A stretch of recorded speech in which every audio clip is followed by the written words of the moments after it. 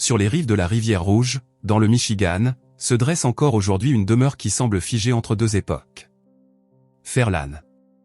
Un nom qui évoque la grâce, l'élégance, la tranquillité. Mais derrière ces murs de calcaire, derrière ces jardins méticuleusement entretenus, se cache une histoire bien plus complexe qu'il n'y paraît.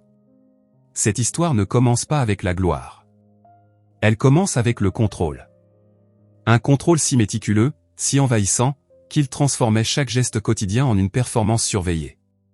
Cette histoire n'est pas celle d'un simple homme d'affaires devenu riche.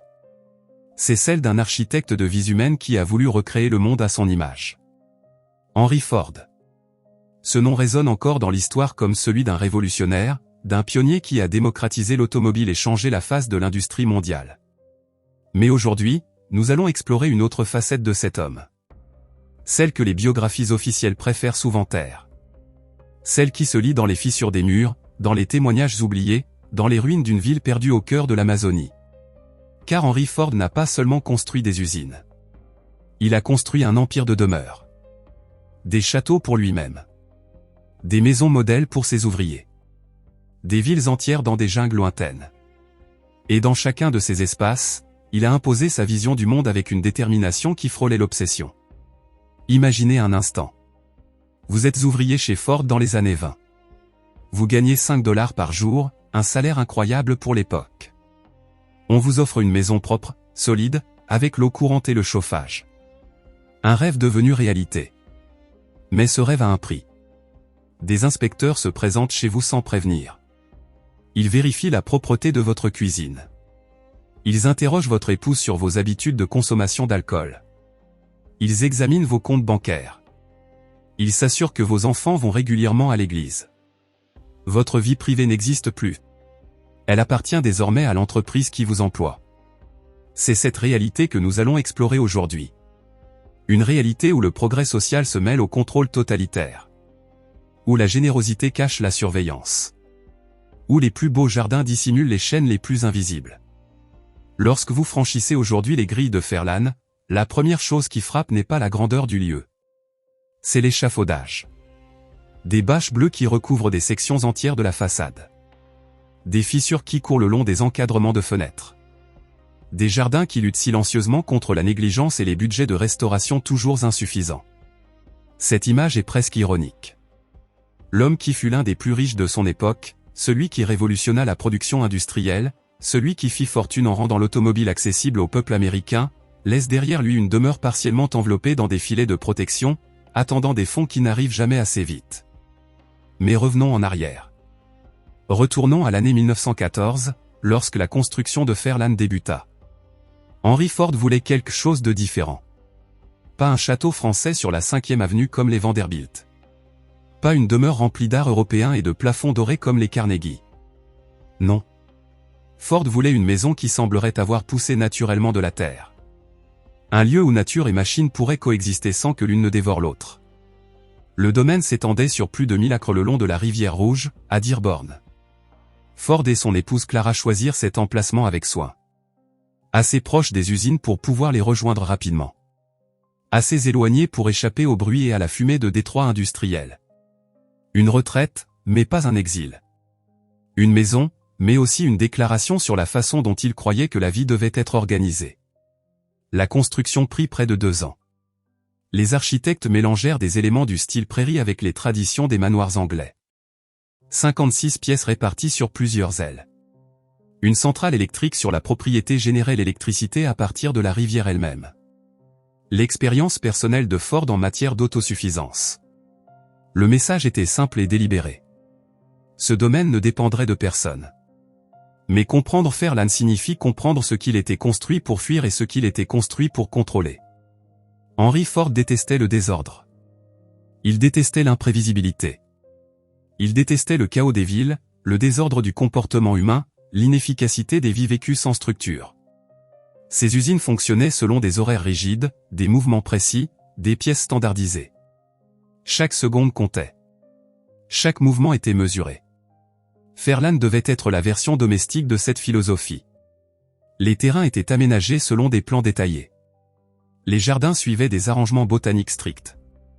À l'intérieur, les serviteurs se déplaçaient le long de routes désignées, apparaissaient et disparaissaient par des portes cachées, suivaient des horaires qui tenaient compte de chaque heure de leur journée. Clara Ford voulait du confort. Elle voulait de la qualité sans ostentation, de la chaleur sans gaspillage. Elle choisit des meubles simples mais bien faits, des tissus qui dureraient, des couleurs qui apaisaient plutôt que de crier pour attirer l'attention. Son influence adoucit les contours de la maison et l'empêcha de devenir juste un autre monument à l'excès. Henry, pendant ce temps, expérimentait. Il testait de nouveaux systèmes de chauffage, de nouvelles configurations électriques, de nouveaux matériaux. La maison devint autant un laboratoire qu'un foyer. Les invités se retrouvaient apparemment transformés en sujet des dernières théories de Ford sur l'alimentation, l'éclairage, les horaires de sommeil. Ce qui fonctionnait dans l'usine, croyait Ford, pouvait fonctionner dans n'importe quel environnement, y compris son propre salon. De l'extérieur, Fairlane ressemblait à la paix incarnée. Murs de pierre, bois tranquille, le son de l'eau poussant à travers les turbines de la centrale. Mais la paix à Fairlane venait avec des conditions. Elle n'existait que tant que tous ceux qui se trouvaient à l'intérieur acceptaient des règles qu'ils n'avaient pas contribué à écrire. Les serviteurs comprirent cela en premier. Des tableaux de sonnettes bordaient les couloirs de service. Chaque sonnette correspondait à une pièce, un besoin, une attente. Lorsqu'une sonnette sonnait, le temps de réponse importait. Les retards étaient remarqués. Les retards répétés conduisaient à des conversations. Les conversations conduisaient à des départs. Le personnel domestique comptait des dizaines de personnes pendant les années de pointe de Fairlane. Jardiniers, cuisiniers, femmes de chambre, chauffeurs, mécaniciens pour la centrale, gardiens pour les oiseaux que Ford gardait sur les terrains. Chacun avait un rôle et des limites clairement marquées. Les escaliers cachés et les passages de service qui traversaient la maison n'étaient pas simplement des commodités architecturales. C'étaient des instruments d'invisibilité. Les serviteurs devaient apparaître quand on avait besoin d'eux et disparaître quand ce n'était pas le cas. Leur présence devait résoudre silencieusement les problèmes sans jamais en devenir un. Clara Ford, selon la plupart des témoignages, traitait le personnel avec une gentillesse authentique. Elle se souvenait des noms, demandait des nouvelles des familles, montrait de l'inquiétude pendant les maladies. Pourtant, la chaleur de Clara opérait à l'intérieur d'un cadre qu'elle n'avait pas conçu. Les horaires, les attentes, la philosophie sous-jacente du foyer appartenaient à Henry. L'obsession de Ford pour le contrôle s'étendait aux plus petits détails. Il avait des convictions fermes sur l'alimentation, et ses théories façonnaient ce qui apparaissait sur la table familiale. Les invités à Fairlane rencontraient apparemment des repas construits autour de soja, de céréales complètes et de légumes cultivés sur le domaine. Ford voyait la nourriture comme du carburant, et le carburant devait être optimisé. La préférence personnelle se classait en dessous de l'efficacité. La même logique s'appliquait aux routines quotidiennes. Ford se levait tôt. Il s'attendait à ce que les autres fassent de même. Il croyait en la valeur morale du travail et au danger de l'oisiveté. Les loisirs, selon lui, nécessitaient une justification. Même la détente à Fairlane avait un but productif. Des promenades qui doublaient comme inspection des terrains. Des conversations qui revenaient aux affaires. Des lectures qui renforçaient des convictions qu'il détenait déjà. Cela créait une atmosphère que les visiteurs décrivaient en termes contradictoires. Certains trouvaient Fairlane paisible, une échappatoire bienvenue au bruit de Détroit. D'autres se sentaient observés, mesurés, et évalués silencieusement. La beauté des jardins et le confort des pièces coexistaient avec une pression invisible. Le sentiment que quelqu'un tenait toujours les comptes. Le personnel ressentait cela le plus intensément. Les témoignages d'anciens employés recueillis par des chercheurs des décennies plus tard peignent un tableau d'imprévisibilité enveloppé dans une structure rigide. Ford pouvait être généreux. Il payait bien selon les normes de l'époque. Il fournissait un logement à certains travailleurs, soutenait leurs familles pendant les difficultés, se souvenait des anniversaires. Mais la générosité à Fairlane venait sans garantie. Un serviteur qui plaisait à Ford un mois pouvait se retrouver congédié le suivant pour une infraction mineure. Les règles étaient claires jusqu'à ce qu'elles changent soudainement. La loyauté gagnait du crédit, mais ce crédit pouvait s'évaporer sans avertissement. Ce modèle, le contrôle déguisé en soins, la structure qui promettait la sécurité mais délivrait l'anxiété, allait se répéter dans tout l'empire de Ford. Fairlane était simplement le premier laboratoire. La maison où Ford testa ses idées sur la façon dont les gens devraient vivre, comment les foyers devraient fonctionner, comment l'ordre pouvait être imposé sur le chaos de l'existence humaine. À l'extérieur des murs de pierre du domaine, une expérience plus grande prenait déjà forme. À quelques kilomètres, l'usine de la Rivière Rouge se développait en l'un des plus grands complexes industriels du monde. Et entre l'usine et le manoir, Ford construisait quelque chose d'entièrement différent. Des rangées de petites maisons, des pelouses soignées, des fenêtres identiques faisant face à des rues identiques. Un quartier conçu non par les gens qui y vivraient, mais par l'homme qui les employait. Si Fairlane était le laboratoire privé de Ford, ces maisons d'ouvriers allaient devenir son laboratoire public. Un endroit où les principes testés derrière les murs du manoir pourraient être appliqués à des centaines de familles à la fois. Un endroit où la ligne entre employeurs et propriétaires se brouillerait jusqu'à disparaître complètement. Les maisons ressemblaient à quelque chose sorti d'un catalogue. Et d'une certaine manière, elles l'étaient. Des structures de briques soignées bordaient les rues de Dearborn, à quelques minutes de l'usine rouge. Petit porche avant, jardin modeste, fenêtres qui captaient la lumière du matin. Pour les familles qui avaient passé des années dans des immeubles surpeuplés ou des pensions bondées, ces maisons représentaient une transformation si complète qu'elle semblait presque irréelle. Tom et Anna, des noms empruntés pour protéger de vraies familles dont les histoires ne survivent qu'en fragments, arrivèrent à Dearborn au début des années 20. Tous deux étaient enfants d'immigrants. Tous deux connaissaient l'épuisement particulier du travail industriel sans salaires industriels. Lorsqu'ils reçurent les clés de leur maison Ford, Anna resta apparemment dans la cuisine pendant plusieurs minutes sans parler. L'eau courante. Une cuisinière à gaz. Une salle de bain à l'intérieur de la maison elle-même.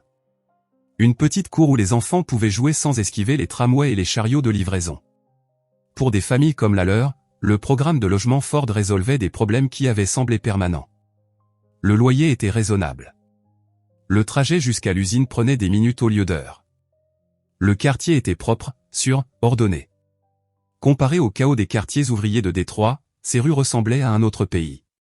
Mais les clés venaient avec des conditions. Et ces conditions révélaient quelque chose d'important sur la nature du cadeau. Le loyer était directement lié à l'emploi. Perdez votre travail chez Ford et vous perdiez votre maison. Il n'y avait aucune séparation entre le lieu de travail et la résidence, aucun tampon entre l'échec professionnel et la catastrophe personnelle. La sécurité de la maison dépendait entièrement de la sécurité du poste. Et les postes chez Ford n'étaient jamais vraiment sûrs. Les règles s'étendaient bien au-delà du statut d'emploi. Le département sociologique de Ford, un nom qui semble presque satirique maintenant mais était complètement sérieux à l'époque, employait des enquêteurs dont le travail consistait à visiter les maisons des ouvriers. Ils vérifiaient la propreté. Ils posaient des questions sur les habitudes de consommation d'alcool. Ils demandaient si les enfants allaient régulièrement à l'école, si les épouses géraient les budgets domestiques de manière responsable, si les familles fréquentaient l'église. Ce qui ressemblait à une simple inspection de maison devenait rapidement un audit de tout un mode de vie. Le but officiel était l'amélioration. Ford croyait que des salaires plus élevés ne signifiaient rien si les ouvriers gaspillaient l'argent en alcool ou en jeux. Il voulait créer non seulement des employés, mais des citoyens modèles. La fameuse journée à 5 $ venait avec des conditions. Pour se qualifier pour le montant complet, les travailleurs devaient passer l'inspection. Leur maison devait répondre aux normes. Leur vie devait s'aligner sur la vision de Ford d'une vie américaine appropriée. Pour certaines familles, cela ressemblait à du soutien. Les enquêteurs offraient des conseils sur la nutrition, des plans d'épargne, des cours d'anglais pour les immigrants récents. Ils connectaient les familles en difficulté avec des ressources, intervenaient dans les disputes domestiques, aidaient à naviguer dans la machinerie déconcertante de la bureaucratie du début du XXe siècle. Pour d'autres, les visites ressemblaient à de la surveillance. Les questions sondaient profondément dans les affaires privées. Combien avez-vous dépensé le mois dernier? Votre mari boit-il? Pourquoi vos enfants étaient-ils absents de l'école mardi? La frontière entre aide et intrusion se brouillait jusqu'à disparaître effectivement. Les voisins apprirent à se surveiller mutuellement. Une plainte au sujet du bruit ou d'une pelouse négligée pouvait déclencher une inspection. Une rumeur sur une dispute familiale pouvait atteindre le département sociologique en quelques jours. Les rues restaient belles, les maisons bien entretenues, les pelouses taillées à des longueurs acceptables. Mais sous l'ordre de surface coulaient des courants d'anxiété qui ne se dissipaient jamais complètement. Une famille dans la rue de Tom et Anna perdit sa maison après que le mari fut licencié suite à un différend sur la chaîne de montage. En quelques semaines, ils emballaient leurs affaires.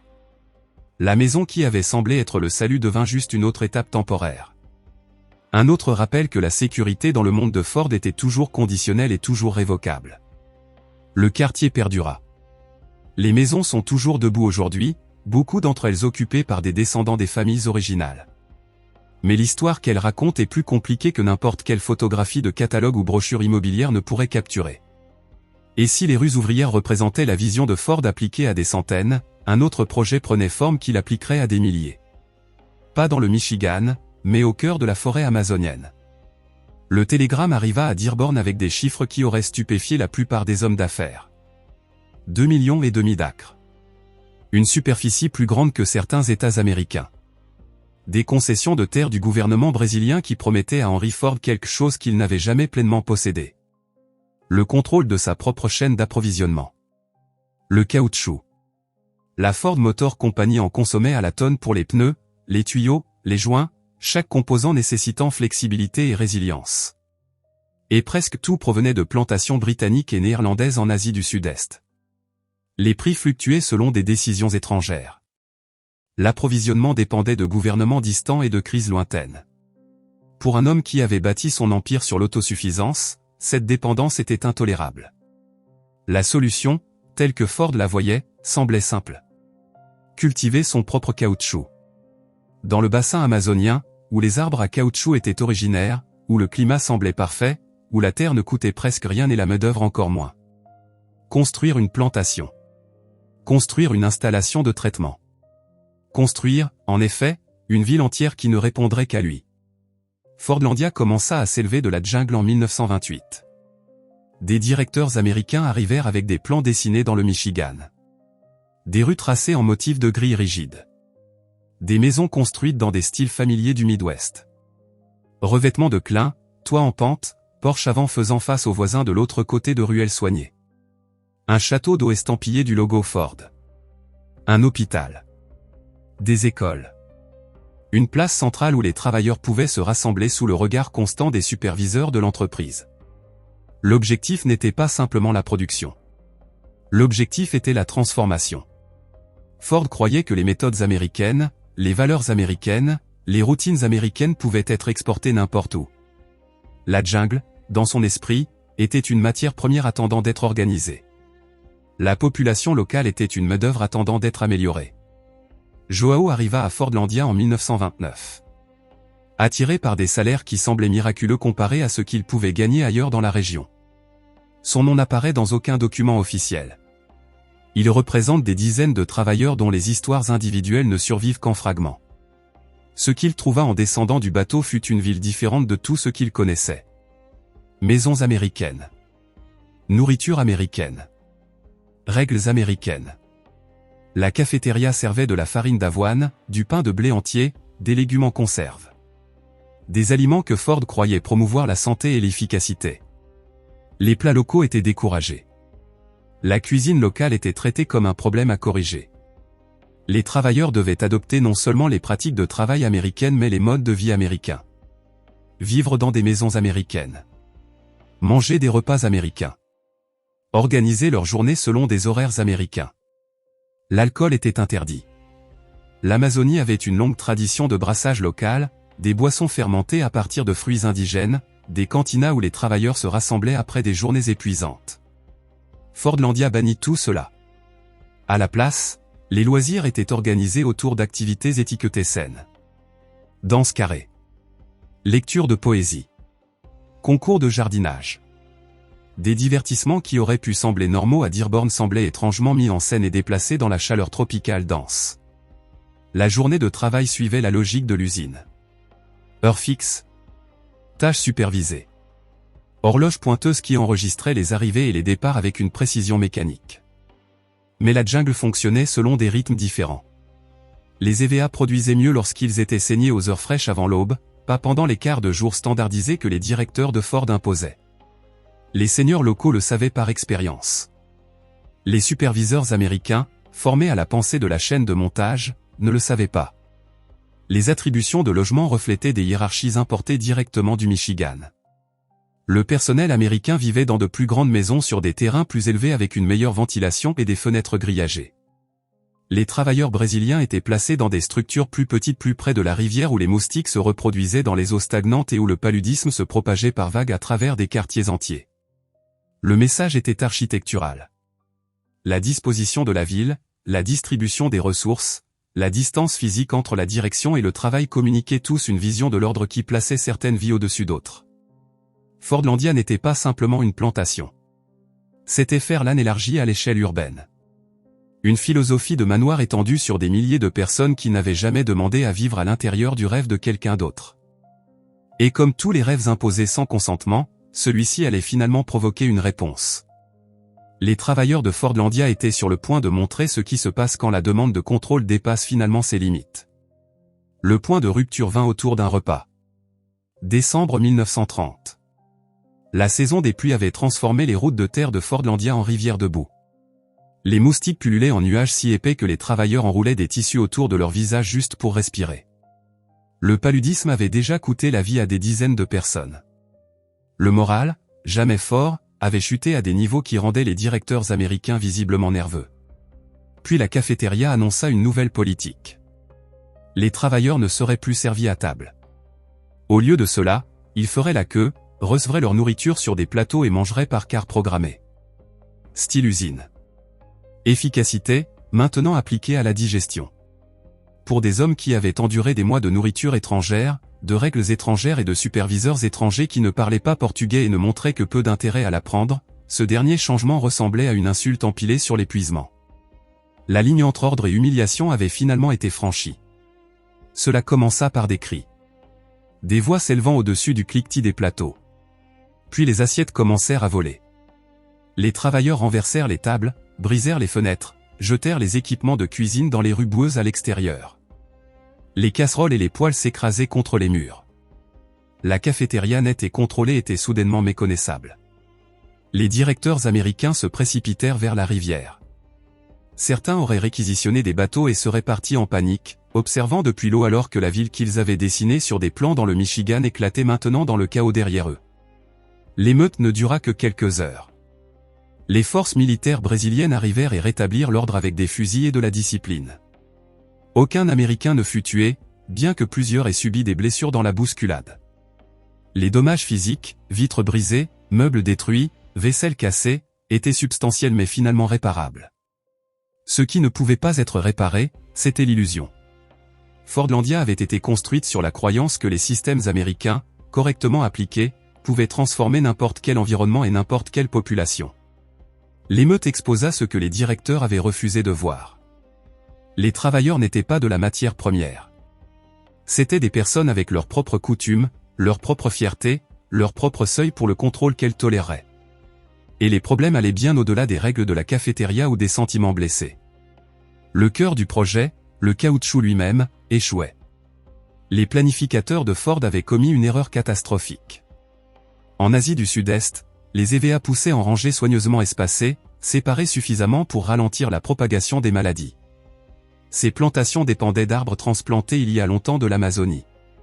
Mais dans leur environnement natif, les arbres avaient évolué aux côtés de prédateurs et d'agents pathogènes naturels. La brûlure sud-américaine des feuilles, une maladie fongique qui avait toujours existé dans l'Amazonie, était normalement tenue en échec par l'espacement lâche et irrégulier des EVA sauvages à travers la forêt. Lorsque les directeurs de Ford plantèrent des arbres en rangées denses et parfaitement ordonnées, copiant la disposition qui fonctionnait en Malaisie, ils créèrent accidentellement des conditions parfaites pour le désastre. Le champignon sautait de feuille en feuille, d'arbre en arbre, transformant des bosquets soigneusement planifiés en champs maladifs. Les branches noircissaient. Les feuilles tombaient. Des plantations entières pouvaient être anéanties en quelques saisons. Les travailleurs locaux et les experts agricoles brésiliens avaient averti de cela. Ils connaissaient la logique de la forêt. Ils comprenaient comment la maladie se déplaçait à travers la canopée. Leurs avertissements furent notés, puis écartés. Les hommes qui prenaient des décisions à Dearborn connaissaient les usines. Ils connaissaient les chaînes de montage. Ils ne connaissaient pas l'agriculture tropicale. Et plus dangereusement, ils ne croyaient pas avoir besoin d'apprendre. Au milieu des années 30, Fordlandia échouait sur tous les fronts. Les objectifs de production n'étaient pas atteints année après année. Les coûts augmentaient tandis que les rendements diminuaient. L'hôpital traitait vague après vague de patients pour le paludisme, la dengue et d'autres maladies tropicales plus rapidement que la main-d'œuvre ne pouvait se rétablir. La ville américaine modèle dans la jungle devenait une étude modèle de l'excès de confiance américain. La réponse de Ford fut caractéristique. Il n'abandonna pas. Au lieu de cela, il doubla la mise. Un deuxième site appelé Belterra fut établi sur un terrain plus élevé avec un sol supposément meilleur et un climat plus favorable. Plus d'argent afflua. De nouvelles machines furent expédiées en amont.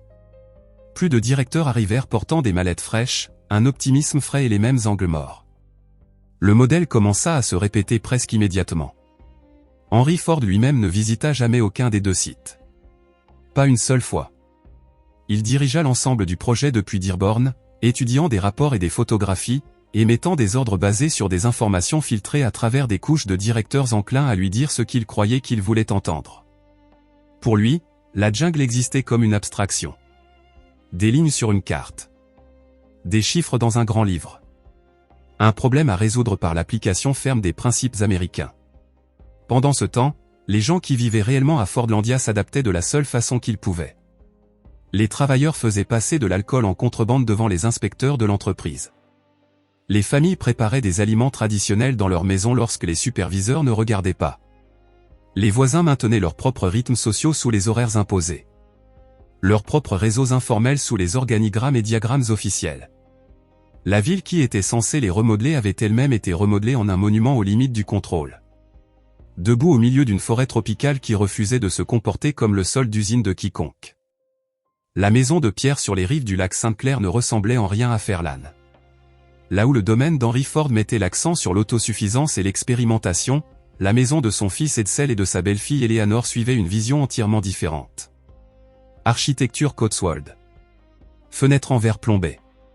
Murs de calcaire qui semblaient avoir poussé de la terre elle-même. Des jardins qui glissaient doucement vers l'eau avec une élégance qui semblait ancienne, même si la maison avait à peine une décennie. Edsel Ford avait passé sa vie à naviguer dans une contradiction. Il était l'héritier de l'une des plus grandes fortunes de l'histoire américaine. Pourtant, il travaillait sous un père qui se méfiait de la richesse héritée. Il aimait l'art moderne, le design européen, l'innovation architecturale. Des goûts que son père considérait avec suspicion au mieux et mépris ouvert au pire. Edsel voulait construire quelque chose de beau. Henry voulait construire quelque chose d'utile. Le domaine de Goclay Point devint la réponse d'Edsel à ce conflit. S'il ne pouvait pas remodeler la Ford Motor Company selon sa propre vision, il pouvait au moins façonner sa maison. La construction commença en 1926. L'architecte Albert Kahn, déjà célèbre pour la conception des vastes usines industrielles de Ford, reçut un type de commission différent. Pas d'acier exposé ici. Pas de logique de chaîne de montage. Au lieu de cela, Kahn créa une maison qui semblait avoir existé depuis des siècles. Pierre taillée à la main. Cheminée massive. Des pièces qui s'ouvraient les unes sur les autres avec une chaleur que les couloirs plus rigides de Fairlawn n'atteignirent jamais. Eleanor Ford remplit ses pièces d'art. Diego Rivera. Paul Cézanne. Des peintures et des dessins qui défiaient et provoquaient. Qui incarnaient tout ce qu'Henry Ford trouvait suspect dans la culture moderne. Les murs de Goclay Point devinrent une rébellion silencieuse. Une galerie de goût que le patriarche ne pouvait pas contrôler. Mais la rébellion a des limites quand le rebelle dépend encore de l'Empire. Après les dîners, Eleanor sortait parfois sur la terrasse surplombant le lac. L'eau s'étendait vers l'horizon, sombre et calme. Et quelque part au-delà de cette ligne d'obscurité, de l'autre côté de l'étalement urbain, l'usine rouge brillait contre le ciel nocturne. Des fours qui ne refroidissaient jamais. Des chaînes de montage qui ne s'arrêtaient jamais. La source de tout ce qui rendait cette belle maison possible. Eleanor comprenait l'échange. La pierre sous ses pieds. Les peintures sur ses murs. Les jardins où ses enfants jouaient. Tout remontait à ses feux lointains. Aux travailleurs qui arrivaient avant l'aube et partaient après la tombée de la nuit. Aux accidents. À l'épuisement. Aux vies lentement consumées par la machinerie de production. Elle gérait cette connaissance comme beaucoup dans sa position le faisaient. Par la philanthropie. Par une attention soigneuse aux causes qui importaient. Par un effort sincère d'utiliser la richesse de manière responsable. Mais l'équation fondamentale restait inchangée. La beauté ici était achetée par le travail là-bas. Le confort dans cette maison était subventionné par l'inconfort dans d'innombrables autres. Edsel lui-même tomba de plus en plus malade pendant les années 30. Des problèmes d'estomac que les médecins peinaient à diagnostiquer. Une fatigue qui ne se dissipait pas. En même temps, le stress s'accumulait année après année alors qu'il menait des batailles perdues contre les décisions de son père. Henry Ford avait une vision fixe pour l'entreprise. Et cette vision n'incluait pas les changements qu'Edsel croyait nécessaires. Les idées du fil étaient annulées. Ses nominations inversées. Son autorité subtilement sapée par des lieutenants qui rapportaient directement au père.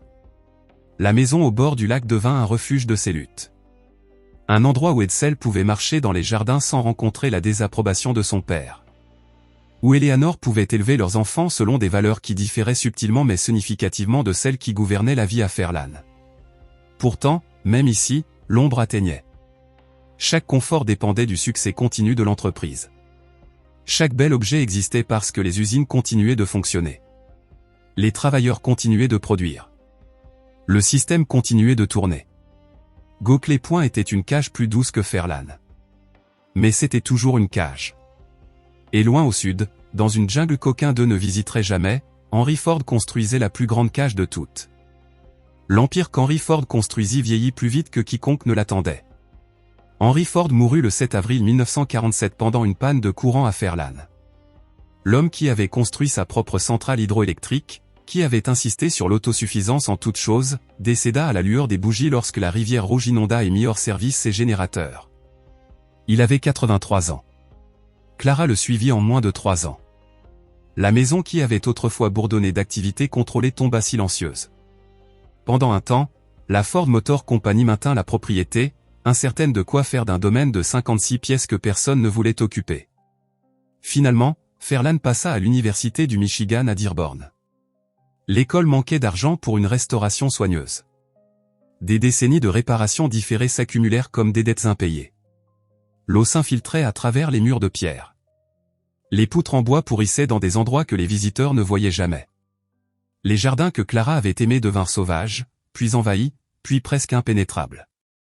La centrale qui avait autrefois mis en valeur la tentative de Ford de maîtriser la nature tomba silencieuse.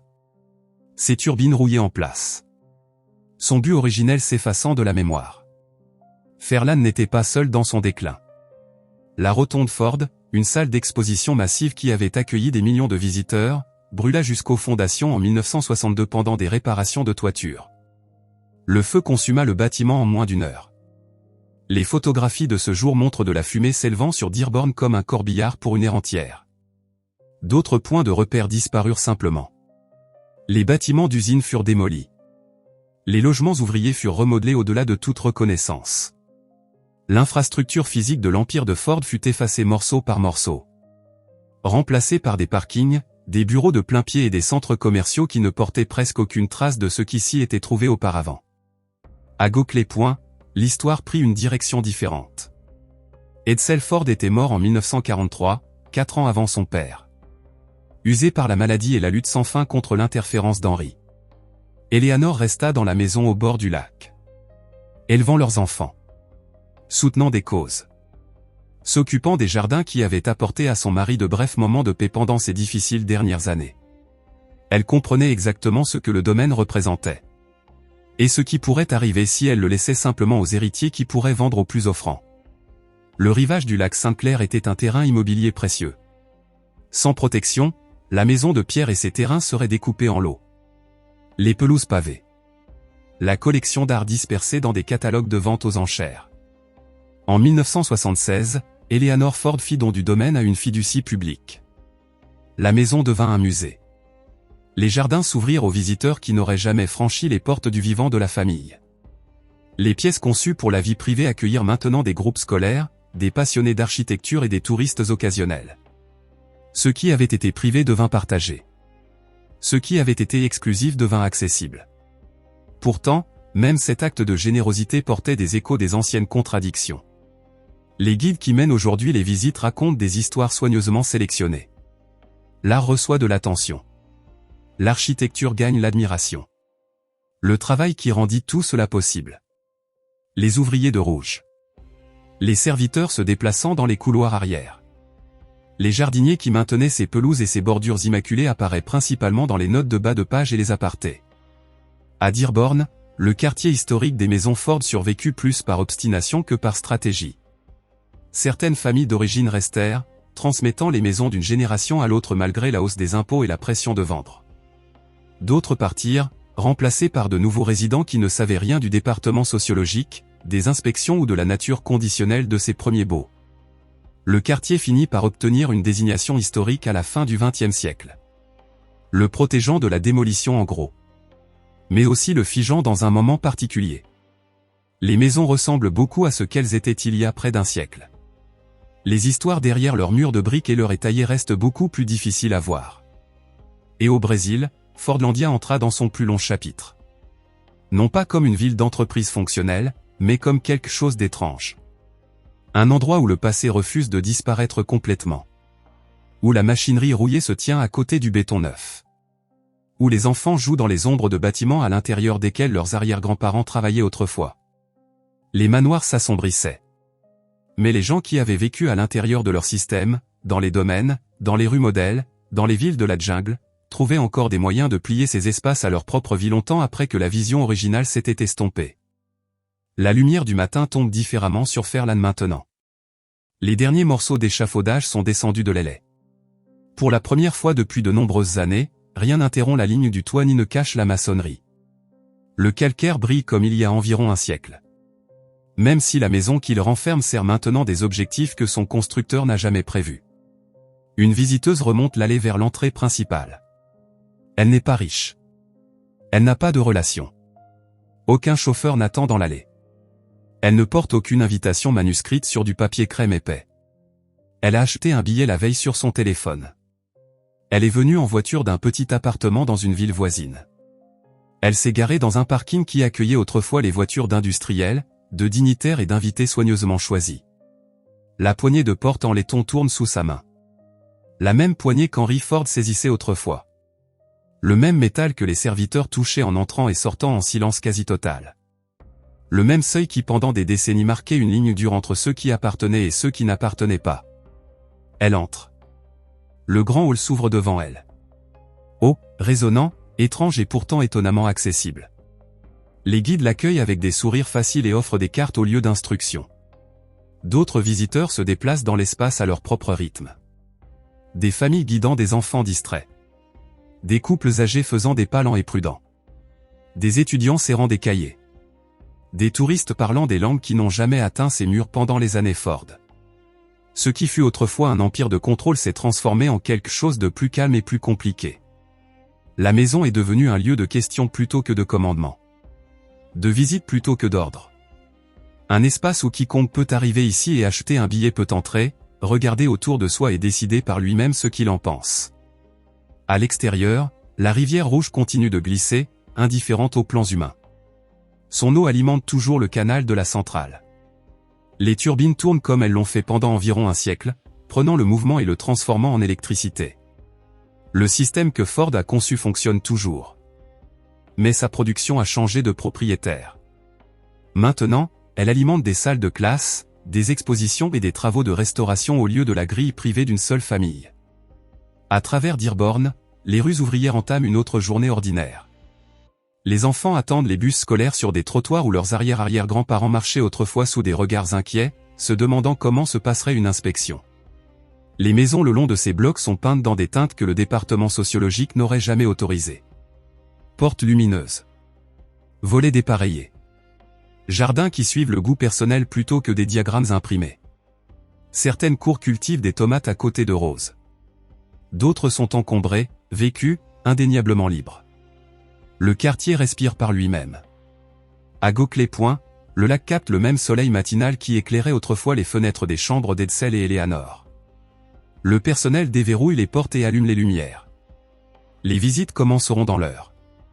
Les téléphones sonneront au bureau avec des questions sur les dates de mariage et les permis de photo. Les équipes d'entretien se déplaceront à travers les plates-bandes et les bordures, s'occupant de jardins qui appartiennent maintenant, dans un sens réel, à quiconque se présente. Et à Fordlandia, sous le château d'eau rouillé avec son logo Ford décoloré, une autre journée commence dans la chaleur amazonienne. Les familles se réveillent, préparent le petit déjeuner, partent au travail et à l'école. Certains passeront l'après-midi dans des bâtiments autrefois destinés à des fins d'entreprise, maintenant réutilisés pour des besoins locaux. Ils ne vivent pas les vies qu'Henry Ford avait prévues pour eux. Ils vivent leur propre vie. Façonnée par des décisions locales. Des désirs locaux. Des réalités locales. L'empire des manoirs n'a pas disparu. Ces pierres se tiennent toujours. Ces rues existent toujours. Ces châteaux d'eau s'élèvent toujours au-dessus des arbres et des toits. Mais la signification attachée à ces structures a changé. Les mêmes murs contiennent maintenant des histoires différentes. Les mêmes conceptions servent maintenant des gens qui n'étaient jamais censés être les personnages principaux. La visiteuse à Fairlane s'attarde un moment de plus dans le grand hall, puis suit un guide vers la pièce suivante. Derrière elle, la poignée en laiton se remet en place, prête pour la prochaine main, la prochaine arrivée. La porte qui gardait autrefois la plupart des gens à l'extérieur attend maintenant ouverte pour quiconque vient. L'empire qu'Henry Ford construisit n'appartient plus à un seul homme. Il appartient désormais à tous ceux qui choisissent d'entrer, de questionner, de se souvenir. Et dans cette transformation réside peut-être la leçon la plus importante de toutes. Le contrôle, aussi total qu'il puisse sembler au début, finit toujours par atteindre ses limites. Les murs peuvent être construits. Les règles peuvent être imposées. Les vies peuvent être façonnées. Mais l'esprit humain, avec sa capacité infinie à s'adapter, à résister, à survivre, ne peut jamais être complètement contraint. Les châteaux oubliés d'Henry Ford se souviennent. Et dans leur mémoire vit un avertissement. Et peut-être aussi un espoir.